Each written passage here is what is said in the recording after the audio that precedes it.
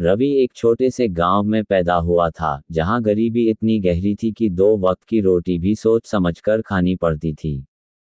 उसके पिता का देहांत बचपन में ही हो गया था और मां ने मेहनत मजदूरी करके उसे पाला। रवि बचपन से ही ईमानदार और सच्चा था। गांव के लोग अक्सर उसका मजाक उड़ाते। रवि, इस दुनिया में सच बोलने वाले भूखे मरते हैं। लेकिन रवि मुस्कुराकर कह देता, भूख सह लूंगा लेकिन झूठ नहीं बोलूंगा।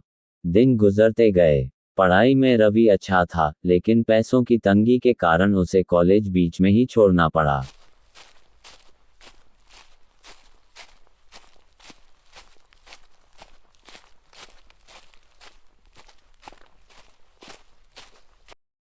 मां की तबीयत भी बिगड़ने लगी थी।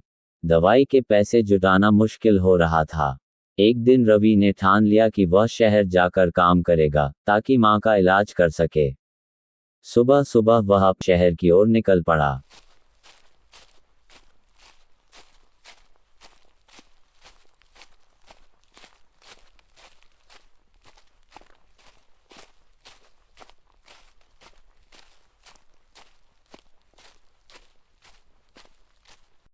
रास्ते में बस अड्डे के पास उसने देखा कि एक बुजुर्ग व्यक्ति का पर्स गिर गया।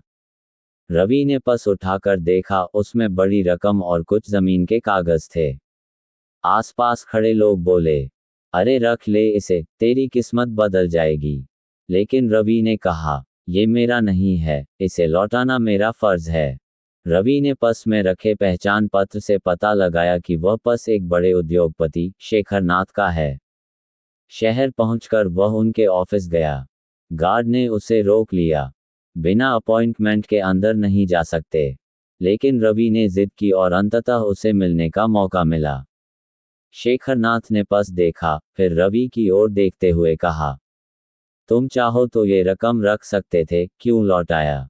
रवि ने सीधा जवाब दिया, साहब, ये पैसा आपका है, आपकी मेहनत का फल मैं कैसे खा सकता हूँ? शेखरनाथ उसकी ईमानदारी से प्रभावित हुए, लेकिन वे उसकी असली नीयत परखना चाहते थे। उन्होंने रवि को अपनी कंपनी में नौकरी का ऑफर दिया, लेकिन एक शर्त रखी, एक डील में झूठे कागजात पर साइन करने होंगे। रवि ने बिना सोचे कहा, माफ कीजिए, लेकिन झूठ पर खड़ी इमारत एक दिन ढह ही जाती है। उसका जवाब सुनकर शेखरनाथ मुस्कुराए, लेकिन नौकरी का ऑफर वापस ले लिया। अब रवि के पास न काम था, न पैसे। मां की तबीयत और बिगड़ गई। गांव लौटने पर लोगों ने फिर ताना मारा। देख लिया, ईमानदारी से क्या मिला, बस भूख और दुख। रवि चुपचाप उनकी बातें सुनता रहा, लेकिन दिल में कहीं भी पछतावा नहीं था। कई महीने बाद एक सुबह रवि को शेखरनाथ का बुलावा आया।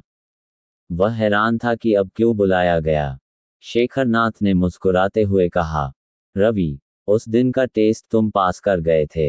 मैंने जानबूझकर तुम्हें गलत डील दी थी, ये देखने के लिए कि तुम अपने सिद्धांतों पर टिके रहोगे या नहीं।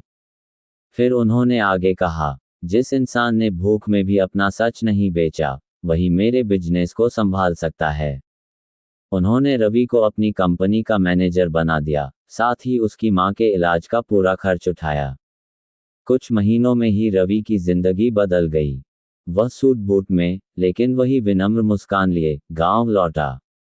अब वही लोग जो कभी ताना मारते थे, कहते थे, हम गलत थे। सच में, ईमानदारी का फल मीठा होता है।